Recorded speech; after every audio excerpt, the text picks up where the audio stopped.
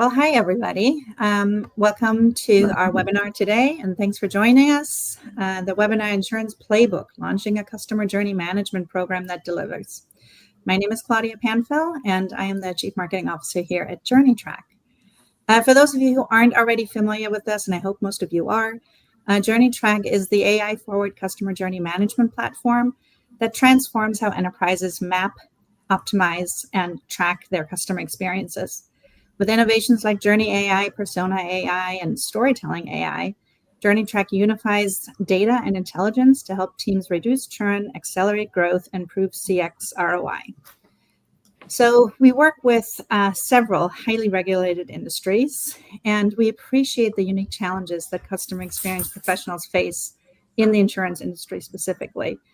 So we've assembled a team of speakers today who bring deep expertise across CX strategies, analytics, and transformation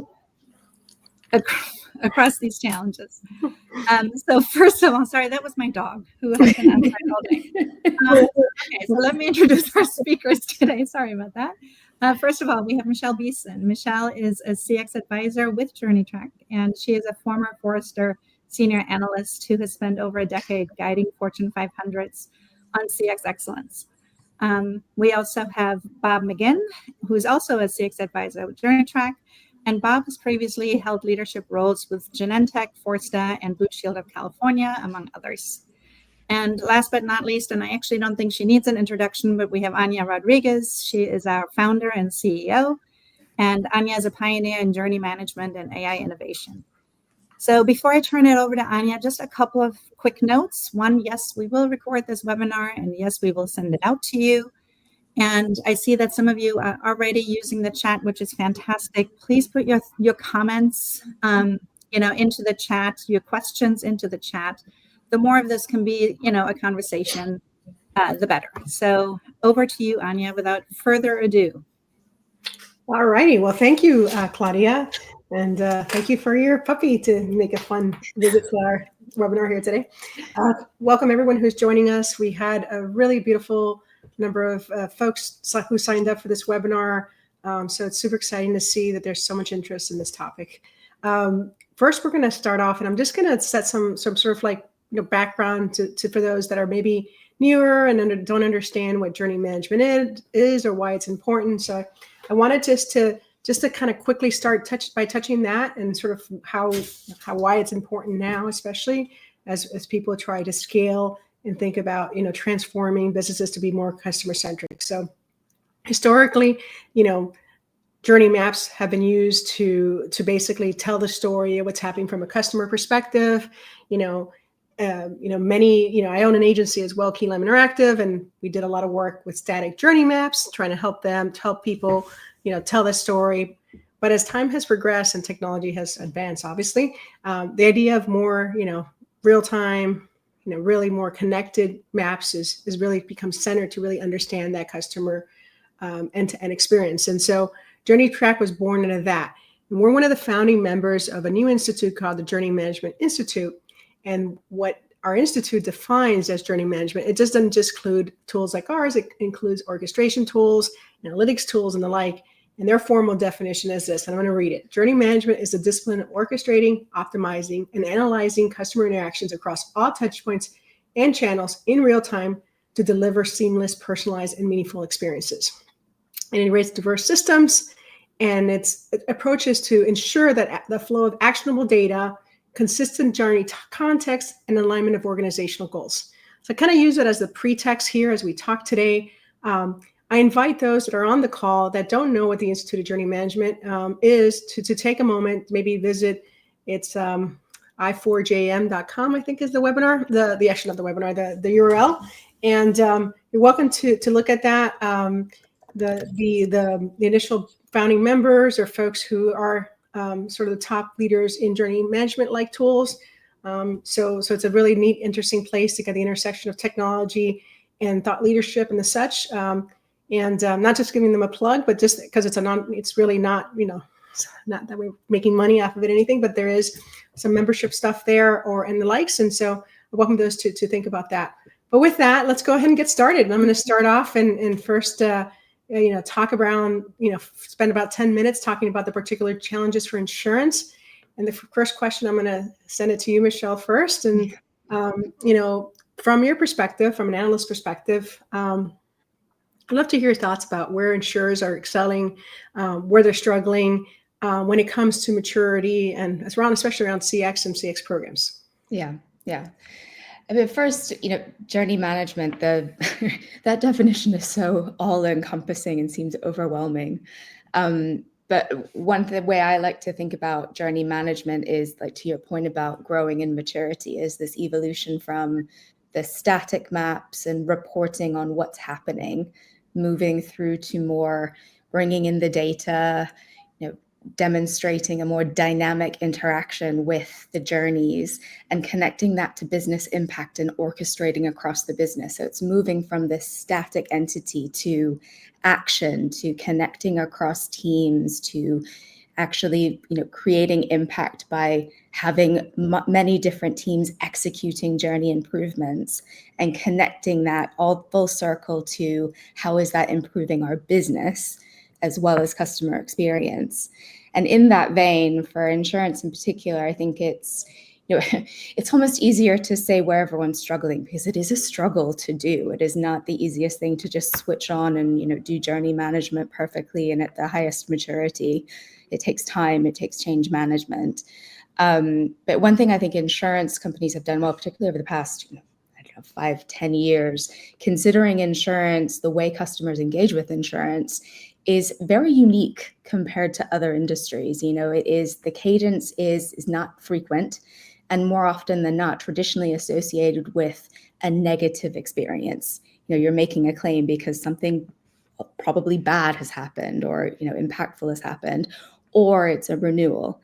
So that challenge of having direct customer interactions more often and having more positive emotional association, which we know is connected to improved customer experience, is more challenging. But insurance has done a lot to create added value services and try to connect to gym partnerships or rewards programs that create this interaction with the insurance company of what their activities are. They're getting a positive association with discounts or rewards from that.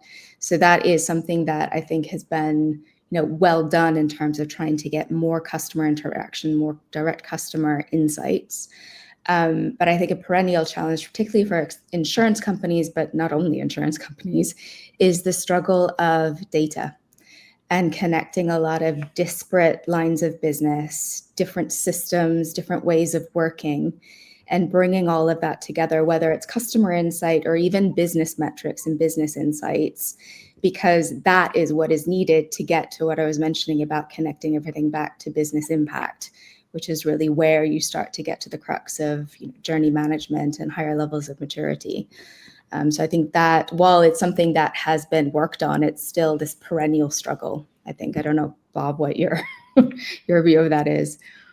Yeah, I think just adding on to that, I do believe the insurance industry does recognize CX is extremely important, and taking steps to be and do better. And you'll often hear leaders now in the industry bring it up in strategic level language, and explicitly call it out as a differentiator. I'll even bring it up. I know in the health insurance realm, the CEO of Cigna earlier in the year announced that NPS would be part of their leadership, be factored into the compensation. They were going to release transparency reports around the pricing and whatnot. So irregardless of whether or not you agree with the execution of should NPS even be, I would just table that.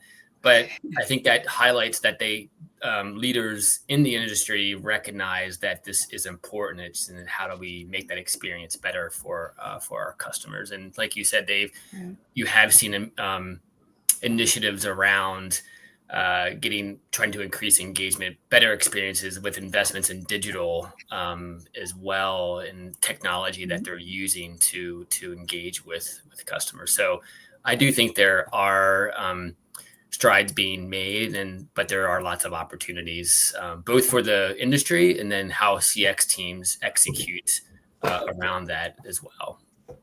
Yeah. So Bob, now that's really a great lean into just talking about maybe some roadblocks and common roadblocks that might occur. Having that you've led some pretty large initiatives across inside of large regulated organizations and the like. What do you think is unique maybe or about what the work you're doing, the work that is done inside insurance companies compared to other industries, common roadblocks faced when trying to move from journey maps to journey management and the likes, et cetera, et cetera? Yeah, well, you said one key word in there was regulation. So obviously, regulatory privacy complexity is a major factor. Insurance is just heavily regulated, and so that requires CX teams to really try to balance the customer needs with compliance and risk management. And so how do you toe that line? And I live in San Francisco in Silicon Valley. There's a phrase of, move fast and break things. But unfortunately, it's hard for us or people in the insurance industry to be able to do that. We want to move fast, but breaking things in this context actually could have horrific consequences for people both. I mean, you're talking physical and well-beings are at stake. So there is this, push and pull between compliance and trying to actually help our customers. I'd say another is just the complexity of the industry in general and organizations, particularly as you get in larger insurance organizations. There are multiple lines of business that are often decentralized. And so CX teams who tend to operate more centralized have to address a diverse set of stakeholders who, again, may operate almost like as little mini businesses within a larger business. So how do you ensure that that you as a CX team are able to collaborate across these teams, ensure that they are aligned if and when they need be? So it really causes a lot of friction, I think, for CX teams who tend to think centralized, particularly if you're in a decentralized organization like insurance oftentimes. How can you ensure that your work is shared with other teams or that they're brought into the process early on if they're needed? For example, if a journey starts, say, with one team in the digital realm, who again might be in a completely different part of the organization versus, say, customer support. And so it starts digitally, but ends up in customer support. How do you ensure that both of those teams are even aware of what's happening, that they're talking with each other, and if and when each one needs to be engaged, that they really are? Another example could be just, lines of business. Say if you're in a large insurance that sells auto as well as home, how are those journeys connected? Where are they connected? And how do you enable that within your organization to make sure people are aware of that, and then how they can act on their particular part of the journey if and when they do overlap? And this is where communication and change management are key to help with this complexity. And we'll probably talk about that a little bit. Those are two big ones that I tend to see with health insurance and just in general, insurance in general. Yeah. I'm curious for the audience here, if you want to share, if there's any specific frameworks that you have found successful from a change management perspective. There's a lot of different frameworks. I'm curious if anyone has a take on that. We'll kind of cover it back in a couple minutes, but just want to kind of lay that out there, see what are ways that people have done that.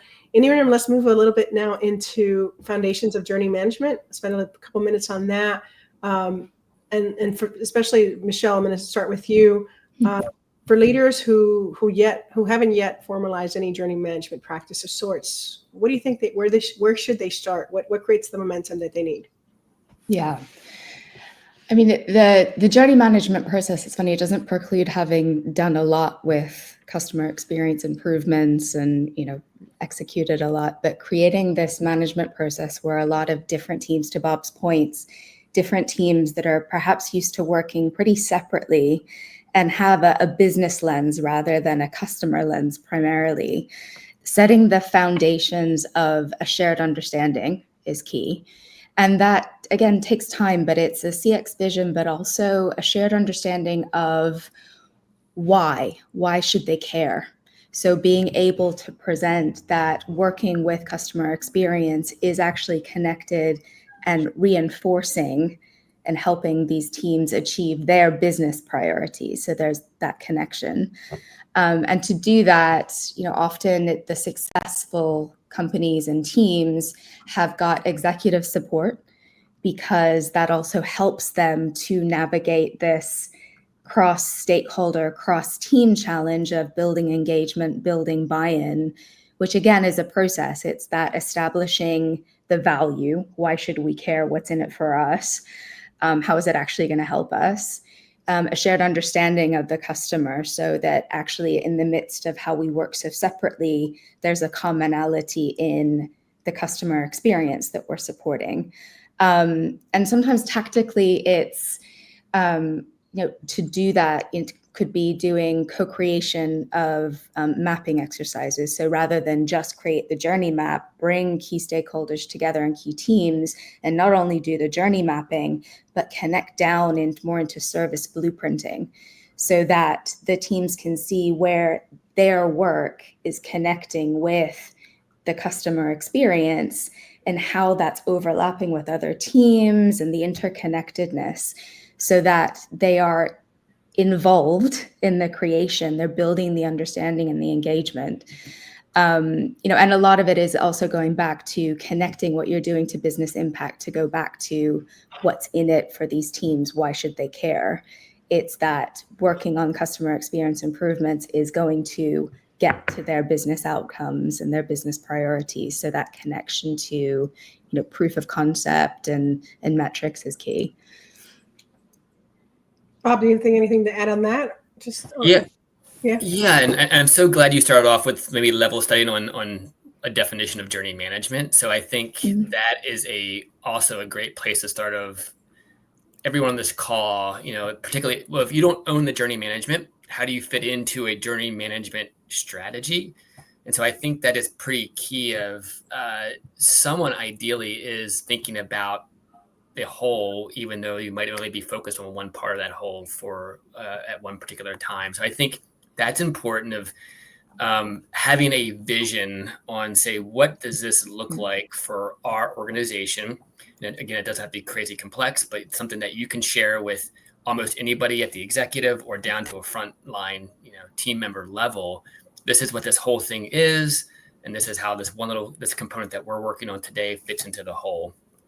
That's one key thing. The other key thing, as I would think, is it doesn't have to be perfect. So you don't have to build, the whole thing in one day, or it takes a year before you can act. So I would say, one of my key mottos is progress over perfection. And so essentially, what can you do today?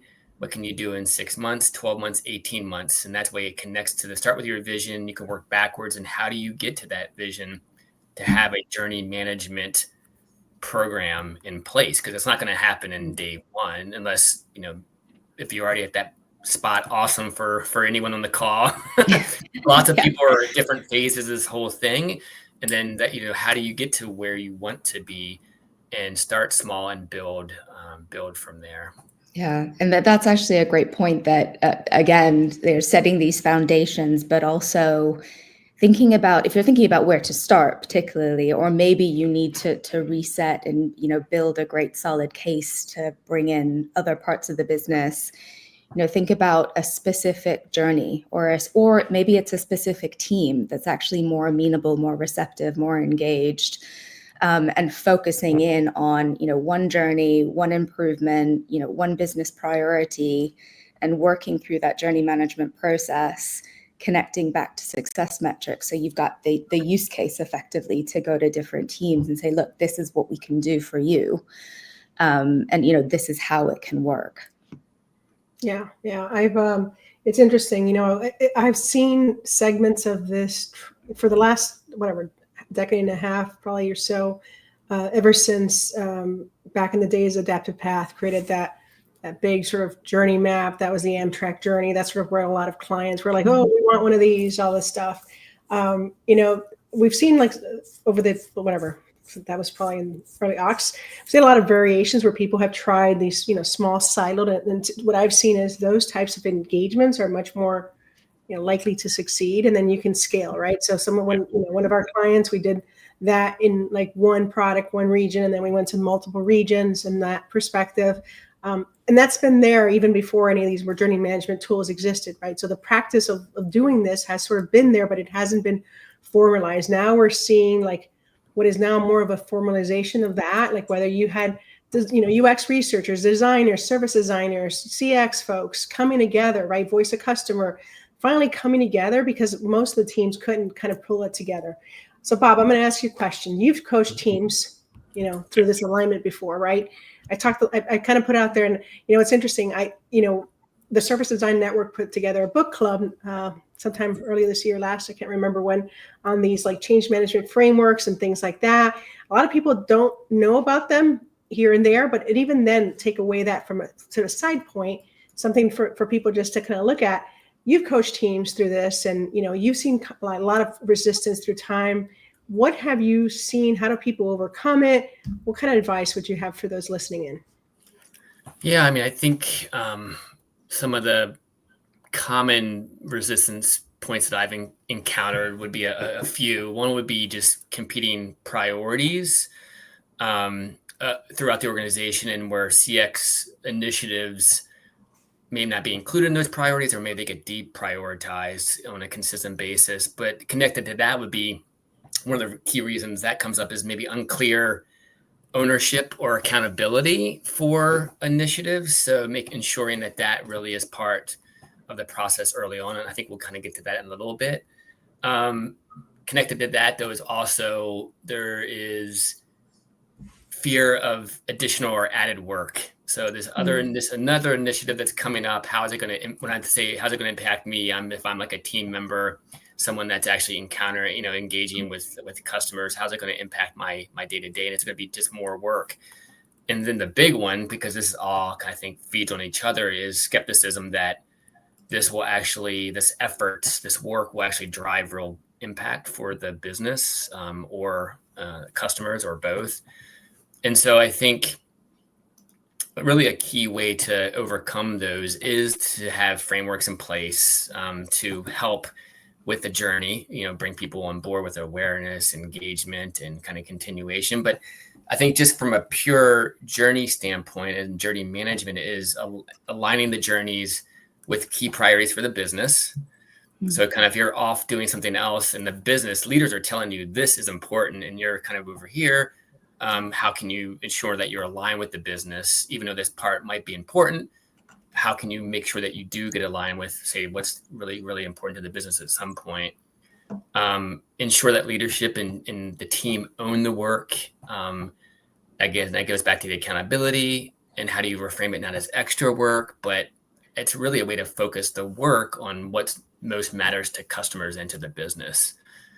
And then just to address skepticism, you really, really do need to anchor the everything that you're doing in some sort of measurable outcomes and make those results visible. I find this a little hard sometimes myself. I don't like to promote myself as much as I should. And I think we do need to show that this work leads to real improvements and go out there and talk about it. And lastly, real quick, as we discussed, I would say start small, quick wins, and then use the data to tell the story and share that and begin to build that trust and momentum that will feed on itself, and it will eventually create that critical mass that you need. Yeah, it's so important. And the competing priorities constantly comes up, not just insurance, across the board with, customer experience and the focus across teams. But again, that's why I kept saying of thinking about your customer experience priorities and customer outcomes alongside the business outcomes. So instead of competing, can you reframe the conversation that this customer outcome and customer experience priority is completely aligned with, X business priority. So doing one achieves the other, or, that they're intertwined. They're not separate competing. They are related and connected. So you're changing the conversation and the way and the understanding of, the why and the value. Mm-hmm. Michelle, you've seen many programs over your time, especially those that separates those that scale from those that stall. I'm curious, what are your thoughts around that? Yeah, I mean, really, it's everything that we've talked about. I think that it is incredibly challenging. It's almost easier to create this process of, and it's an ongoing way of working, right? It's not just a project. So the challenge is you can do this within your customer experience team, maybe within those amenable teams that are all really, really on board with customer experience. But the challenge is that this needs to be something that's embraced by the whole organization, because really it's actioning those customer experience improvements you've identified, and getting everybody working together in a connected way. And this ongoing idea of, you've got customer intelligence and research, you're designing, you're actually actioning this improvement and measuring the outcome, measuring the continual performance. So really the foundations of that, everything we talked about, of setting that baseline of what is the vision, why is it important? Do we have the support we need to get people on board from exec level all the way down? And to your point, creating those stepping stones. Like we've got the more involved teams, or the high priority journeys, or the high value journeys, or that common pain point that we can address, and show that by doing this and focusing on the customer outcomes, we can improve the business priority associated. So it really is everything that we've talked about, and you need to be able to think right up front about the basics, because it is about people and change, and it's a process in itself. It's not something that you just you switch on and it's working perfectly. Yeah, it's interesting. Part of what I after doing this for just doing it the difficult way, I would say, right? Doing it. One of the things that I think one of the things I think was most difficult when you try to build a program without any tooling at all, right, is that it's hard to track and trace and know impact, and why is that impact happening? Where can we do it? Because the reality is people, it becomes just too much burden to do that. And I think that's where they lose it, right? For many years we've had, in research, right, we're like, okay, how do we create actionable recommendations, but people even action on our recommendations, right? That's who's actioning it. Actioning it. What's happening? Who did it? Who didn't do it? When you lose sight of it, right? And you want to have that. The beauty of having any type of tooling, right, is really just it's really being able to connect those dots, right? And I think the hardest thing, and I still see it, a lot of folks are doing a great job of connecting VOC data to insights and things like that. What I think separates those that really can scale is when they really are bringing in more operational data, revenue data, analytics data, those types of things. And that is typically what I see, hard for people to make that jump. Even customers that we've had, they've had a hard time trying to bring in that data. I'm curious, Bob or Michelle, what do you have to say with that? What do you think works there or doesn't work? From my perspective, it's connected to stakeholder involvement and them sharing that data and giving access across systems. There's an interconnection there. Yeah. But sorry, Bob, I think you were about to say something. No, I mean, I think building off of that, to me, it really kind of boils down to there's people. You need people to scale critical mass, and you need technology. And so I do think, again, it doesn't have to be all built in a day, but the idea is, how can you use technology to make better sense of data? Yeah. So I think that is the key part here of, I think you see some efforts in some organizations. There's things called next best actions, using AI to summarize things. The whole thing that's the need around that is being able to make decisions faster, quicker, smarter decisions faster and quicker. How can you use technology to scale that out? So I think that is where people want to take the next phase of technology and utilizing that automation to make us to make it easier to know what actions we should be taking, and then have our process there to understand, did it actually have an impact? So I think that is the next phase for the technology part of the piece of the puzzle as well. Yeah, that's why we, Michelle knows as we built that whole journey impact thing, because we wanted people to connect those dots and really pull that in. Yeah. I see a question here around whether we're going to show like using Journey Track today to do that, and that is not happening. Just to let you know on this session, but what I will tell you for that, we've built a tool. Journey Track has built a tool that helps you pull together the parts, right? I think the most important thing, and Michelle and Bob, you can add in, is really starting from your journey atlas, right? And I think that's central. Like, what is it that what are the kind of journeys you really want to make sure you optimize, and what is the current state of those and those types of things, just to kind of give you breath. I know I'm adding a new question in here, guys, but I'm curious, what are your thoughts on this? Like, what if someone was using a tool like, or using Journey Track in this case, what does that help them sort of initiate and start as they're doing their practices? Bob, we'll start with you. Yeah. I think of it as three big components. One is sharing a common language around what are the different journeys that our customers are going through, enabling everyone in the organization, again, scaling out to be able to have access and be able to see that. Another aspect of that is collaboration then around the Journey Track tool enables this collaboration around that, so people can share their thoughts and sort of evolve it over time. Another big component is the measurement insights part of that, whether that's bringing in measurements that you already have, say from a VOC program or operational metrics, can overlay that on top of the journey. So first off, you have your journey, again, these all might sit in different parts of the organization, by the way. Someone might own developing the journey, someone might own your measurement, and then someone might own the actions that are taking place on that. But Journey Track enables us to have a place where you can look at, like, what is the journey? What are the ones that are most important? What are the measurements happening around that? How are we doing? Then using the technology, say, of the insights AI, recommendations AI, to say, okay, what should we be doing? What do we need to act on? And then being able to track that, say, with integrations with Jira or other sort of project management based tools. Yeah, that's the large value prop that I think about that would enable, teams.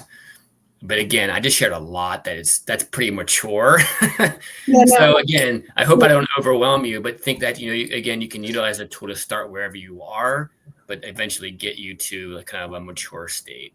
Yeah. And what I would say is we would welcome, for those that are listening in and want to see, we have a very specific demo we can share with you within the insurance space that will help you kind of see it in practice, right? The goal of this call is really to understand a little bit more frameworks, what you should be thinking about from a strategy perspective, because that's super important as you start leaning into taking a technology play. So I'm gonna put in here a second the link in a second. I'll put the link to schedule a demo. That's a little bit of an upsell, but that wasn't the intention here. But I do want to invite you to do that as well. I'm going to switch into just sort of the last 10 minutes or so, and we'll talk a little bit about impact and scaling, and the like. Bob, what are your lessons from like your previous places where you employed, Blue Cross, Genentech, that still you think apply today?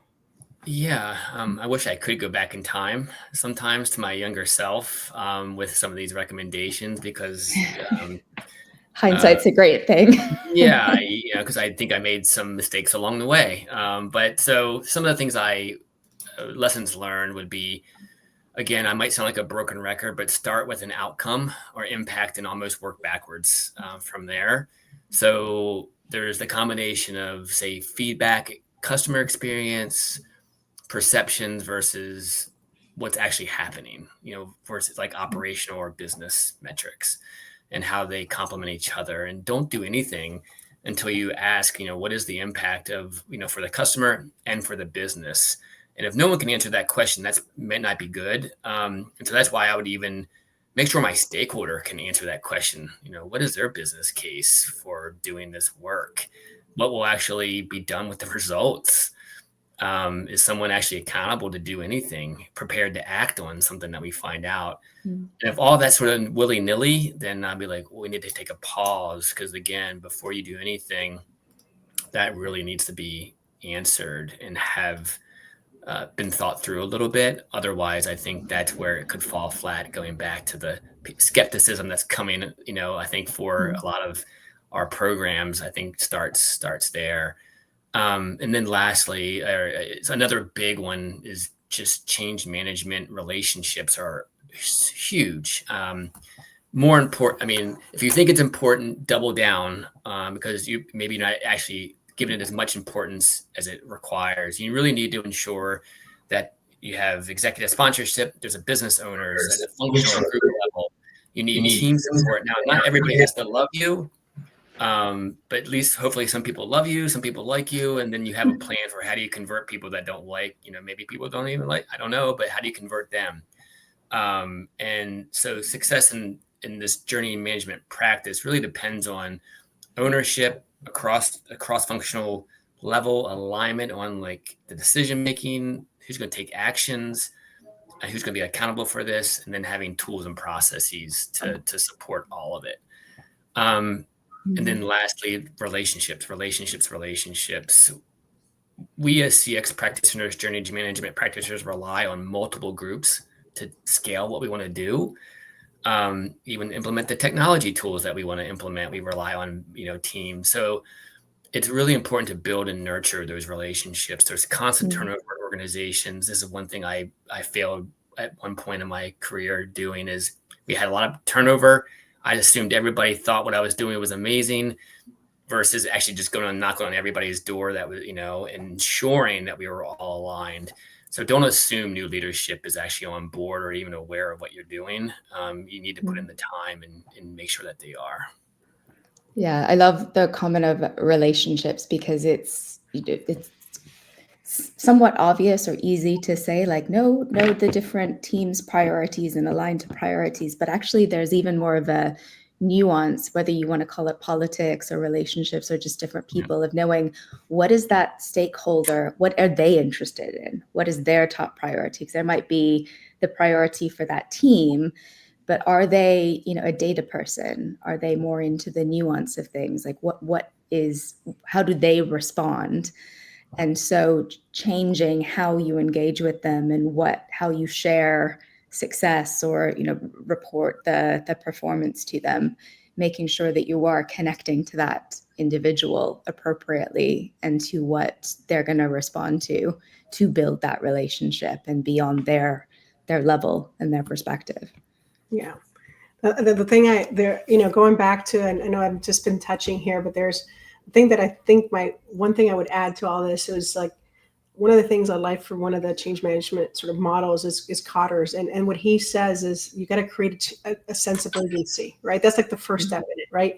Before you build that little coalition of people and you start forming your strategic vision, et cetera, and then your volunteer army of sorts, you got to create that sense of urgency. Why is this important? Why is this so painful? What's the cost of not doing this, right? And I think if you start by that starts to create like that awareness, that sort of getting the organization willing to like start accepting some alternatives, if you will. So yeah, one thing, Anya, I love that you went there, because it doesn't mean you can also use multiple frameworks. Well, for sure. I'm a big fan of, so this is me personally, but I love like some nudging theory almost, particularly for frontline teams, on how can you nudge them, kind of indirectly to do things around the customer experience. And essentially that's the whole inner loop for voice of customers, nudging, with the alerts and things that go out. So I think you can even use combinations on sort of the top down versus bottom up frameworks as well. For sure. Yeah. The one that I've heard a lot of people use is the first one I mentioned, NCAR. ADCAR. Sorry. I always think about whatever, how you say that. Yeah. So, but yeah, so let's ask another question here. I know we're getting closer to the end, and I want to make sure we have some time for those that are listening. If you have questions, thoughts, I'd love to hear some of that along the way, so we can get some questions towards the end. But Let's talk about how insurance companies, let's just talk about data impact. We talked a lot about systems, how they should think about connecting journeys to data, whether that's, VOC, operational, financial, KPIs, whatever have you. How should we? Michelle, want to lead? I've got a lens on this that kind of steps back from the data itself, because I think it's very easy to get overwhelmed by so much data, just chuck it in there and we've got data. But actually being more considered about how does it connect? What is the relationship? Because for every journey, a journey is customers taking steps to achieve a goal. So for every journey, you have the customer goal, you have a customer outcome associated with it. So then thinking about that, what is the connected business outcome related to that journey? And to get there, it could be a question of seeing like, okay, what teams are aligned to this journey and what are their business priorities? How can we think of that? Or maybe it's more simple of, business impact, think going back to it's increasing revenue, reducing risk, reducing cost, operational efficiency. What can come from the actions we're taking associated with this journey that are related to these business outcomes and this business impact. And then once you have, and to Bob's point, think about the outcome first.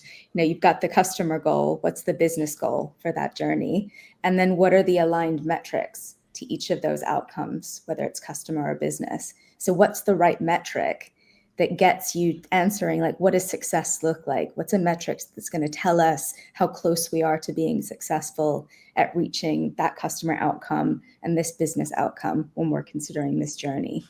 So really being considered and thinking about what is the data telling us, or what are we asking, and what data do we need to be able to see how good we're doing or how successful we are aligned to this journey, for the different outcomes. So I think it's important to think about the focus and the purpose of the data as opposed to just pulling everything in, which is great to have more data, but you need to know what you're doing with it. It needs to have a purpose and a focus. For sure. Okay. Bob. Yeah, real quick. Sorry, go ahead.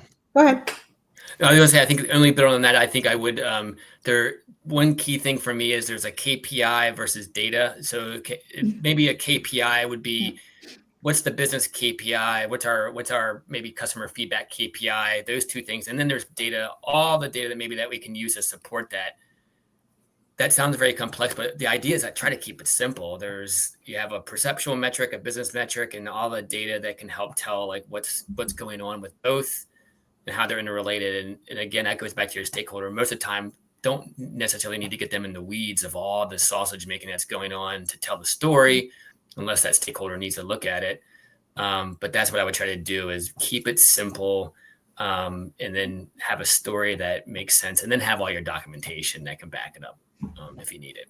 I love that. Keep it simple. Mm-hmm. Try. That sounds way easier than it is. Yeah. All right. So what does good governance look like when launching a journey program? I think that was a question for you, Bob. Yeah. I hate to sound like a broken record, but first I would keep it simple and start somewhere. But essentially, I boil it down to a few key things are people. So getting the right people in a room, on the phone, some sort of cadence to cross-functional and insurance, whether it be product, marketing, operations, compliance, legal, CX, whoever that team is, get them together and start. Set up your ways of working and your kind of operating model, and then that's the people that will build accountability. Then you need your technology that is enabling this, and you can be able to share that out to that team. And then that goes back to sort of the KPIs, again, measurement component of this. And then the action. So that goes back to the accountability. So you have your council that you have, or your group of people that you brought together. You're talking through what's going on using some sort of tools. You have your ways of working, your processes, and then you can track actions and hold people accountable. And I oversimplify that a lot, but that at the end of the day, I think for me, if I had all those components, I'd feel really good about where we're at. Good stuff. All right. So let's move now to the questions, and then we'll end up, just because we're almost at time here. Let's come back and let's have Claudia come in questions, and then we'll wrap up with key takeaways. Yeah, I think there's one question that came in here from Caitlin, and is, Bob, I guess it's directed to you. So you spoke about a delightr. What are some of the other common delightrs that you're seeing in the property and casualty insurance industry specifically? Yeah, I think this kind of cuts across a lot of insurance in general, not just even property and casualty, but I would say big ones are claims resolution.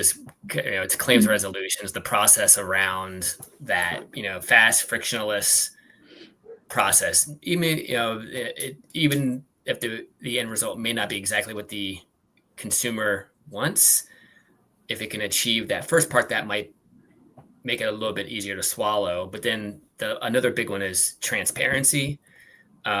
Essentially being transparent with the customer, particularly along those processes. That, transparency is a delightr. And then I would say combined with that would be just communications. I find is often a breakdown. So when teams are communicative, are sharing back, even if the news isn't that great, some bad news is better than just radio silence or getting ghosted for the most part. So I think those are some key delighters that I see. Okay. I think that from recent personal experience, I think there's also something to be said to looking across different industries to that point of transparency, the process. Like, where are they in the process? What's the blocker? Is it some information that they need to share? Can they go somewhere to see what's happening, where they are, what's the next step? Like, you get, if you're ordering food, you can see it's being made, it's on its way. They're 5 minutes away. You see where you are and you know what's coming. I think there's a missed trick there potentially, because there's so much in the process and unknown, and that creates more negative experiences. So that clarity of communication and transparency there. Great. Yeah, I agree. I think there's always, the fear of the unknown is the greatest fear there is. So the more people can be, felt like they're in the loop, like they're part of the process. And to your point, I think that's true across many different businesses.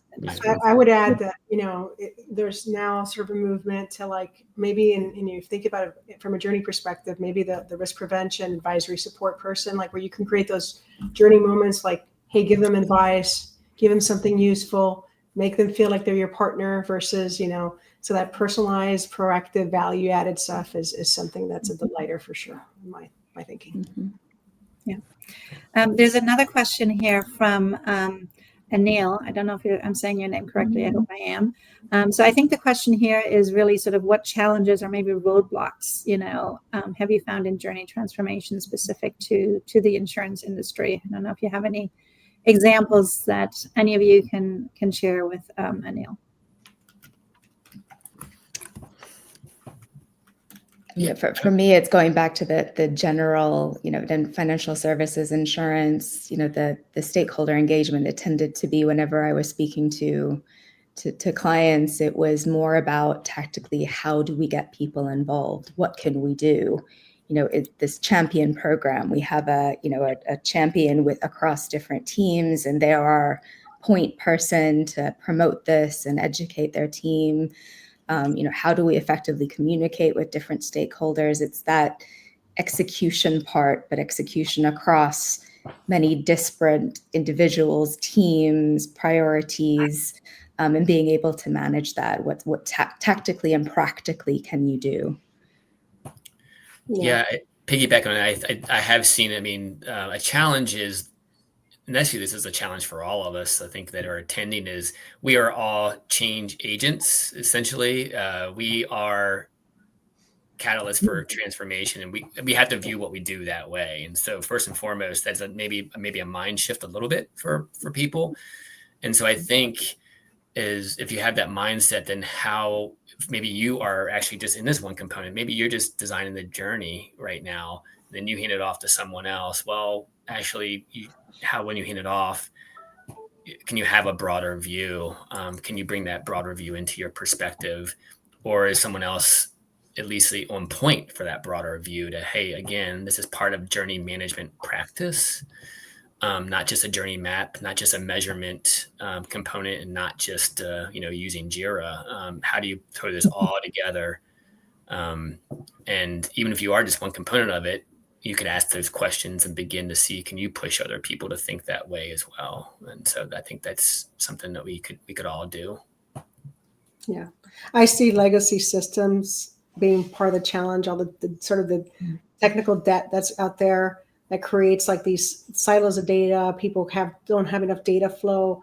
There's like the whole idea of seamless journeys becomes broken because, some folks still have, old systems that really, even with data lakes, it's not all there just yet. They don't have all the data available.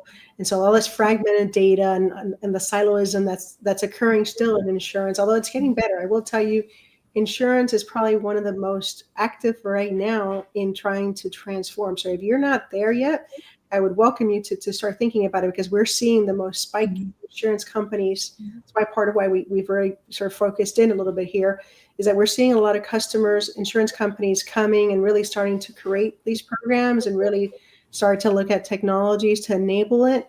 But still, there's still, to me, that the sort of challenges is they're having legacy systems with technical debt. They're having fragmented data silos, and then back to just being, to the beginning of this whole conversation, right? It's a regulated industry. It's slower. It's done. There's a lot of challenges around there, and so you have to account for compliance and disclosure and legal checks and blah blah blah. And so that's always challenging, period, right? And so it makes it different from our perspective. Yeah, and I think so. There's one last question that we'll ask, and I think it kind of ties in exactly with what you guys have just been talking about. When you think about all these moving parts, at the end of the day, I think that you have to create this buy-in from the leadership team. If you don't have somebody on the leadership team championing, customer journey management, it's really an uphill battle. So I would be curious from each of you, what you have seen or what you have experienced where you can really make sure that somebody on your leadership team gets it and, is helping to push it forward. Yeah. To me, go ahead, Michelle. No, go ahead, Anya. To me, it's you anchor it on the why, right? You basically figure out. It goes back to a little bit what Bob was saying at the beginning, which was like really tying it back to what's the outcome you're trying to get to, right? When you look at a lot of the Fortune 500s, 10Ks, you'll see just sort of talk around, reduction of maybe call center data or reduction of claims handling, et cetera, et cetera. You can always come back to that, and look at what your CEO has written as their sort of their latest in their annual report, because that is a really great place to start. It helps you frame, and it's already, obviously they're committed to that at an investor, perspective. And I don't think people do enough of that work, honestly. And nowadays, even putting it into ChatGPT and saying, "Here, read this annual report. What kind of things should I think about from a customer experience perspective that I should bring into leadership?" Because it's already written there into their strategy, right? Mm-hmm. It's something to think through. I'll let you go. I love it. Yeah, I think that's just building off of that is, again, the buy-in also depends on the person. And so essentially again, building that relationship with the individual, understanding what's important to their particular part of the business, and how does that feed back up to Anya's point to the whole. Hopefully there is. So hopefully leadership has set sort of the highest level sort of strategic guidance for the organization that makes its way down to all the teams, and those teams are kind of, how does that connect back up to the strategic? Hopefully that exists. We'll just assume that exists. And then, and how can you, again, help that stakeholder achieve that particular goal? Michelle, what about you from your perspective? I mean, it's essentially what you've all said. I think the reality is know where you're at. Like, some organizations have the C-level executives are bought in, they've got it. They understand customer experience. They're on board. It's more the practicality of guiding them and showing them the how, or with how most effectively to do this. Others have more of a struggle where they really are persuading and trying to demonstrate that. So, but I think either way, having this connection of what are the business priorities and really clarifying that, again, the connection to customer outcomes, is doing all of these things for customer experience going to get us to all of these business priorities. So again, you're linking, you're not competing, you're linking and reinforcing. And, framing that into, everybody's talking about customer centricity and, customer first. And this is a lens into that. It's bringing the customer into the business strategic conversations, which historically often we haven't done. Yeah, one thing it made me think of something. One little thing here is, you can frame it as customer centricity, but for insurance, you can also frame it as governance, right? Not a disruption. Mm-hmm. So, like if you do that, leaders being risk adverse, especially in insurance and any regulated environment. Mm-hmm. If you take that and say, okay, this transformation is about increasing control, accountability, not adding chaos, traceability of insights, actions, compliance readiness, all that, basically helping them see that this is a reduction of risk. It's a way that you can look at where SLAs were breached, et cetera, et cetera. Mm-hmm. It's another take of what we do, right? But it's a different framing, which for leaders in the insurance industry and other regulated industries, that's important too. So that it's just a different version of it, but it's effective, right? And it's mm-hmm. a way to do it as another alternative. If this customer centricity stuff is not being bought in as a table stake requirement. Yeah, absolutely. Okay, guys, we are more than 10 minutes over time. So I want to thank everybody who tuned in today. Like I said, we'll send out the recording. Thanks so much. I hope you found this very helpful. And if there are specific questions that we, haven't had a chance to answer, please feel free to reach out to us. Anya at journeytrack.io is Anya's email.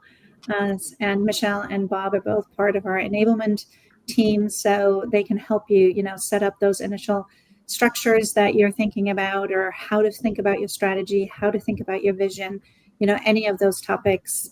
We're here to support you. So thank you again, and we'll see you at an upcoming one. Our next webinar is December 9th with Mohammed Latib, Dr. Mohammed Latib, who is the founder and president of CX University, who is a partner of ours. So hope you'll join us then. Have a great one. Bye. Bye-bye.